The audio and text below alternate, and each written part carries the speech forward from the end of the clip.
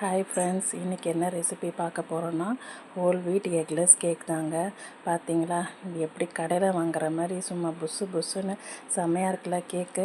இது வீட்டில் நீங்களும் இதே மாதிரி செஞ்சு பார்க்கலாம். இதோட ரெசிபி ஃபுல் ரெசிபி வந்து டிஸ்கிரிப்ஷன் பாக்ஸில் லிங்க் கொடுக்குறேன், போய் கிளிக் பண்ணி பாருங்கள். ஃபுல் வீடியோ சேனலில் இருக்குது. நீங்கள் ஸ்டெப் பை ஸ்டெப் என்னென்ன ஃபாலோ பண்ணி அதெல்லாம் நீங்கள் செஞ்சிங்கன்னா கண்டிப்பாக இதே மாதிரி உங்கள் வீட்லேயும் நீங்கள் செய்யலாம். இந்த சம்மருக்கு குழந்தைங்களுக்கு வீட்டில் ஸ்நாக்ஸுன்னு கேட்குற குழந்தைங்களுக்கு இந்த மாதிரி வீட்டில் நீங்களே செஞ்சு கொடுங்க. ரொம்ப டேஸ்ட்டாக இருக்கும். ஏன்னா நம்ம ஃப்ரெஷ்ஷாக அன்றைக்கி வீட்டில் செய்கிறோம். பேக்கரியிலலாம் வாங்கி கொடுக்காதீங்க. அடிக்கடிக்கு இப்போ நிறைய ப்ரிசர்வேட்டிவ்ஸ் ஆட் பண்ணுறாங்க, நிறைய கெமிக்கல்ஸ் பண்ணுறாங்க.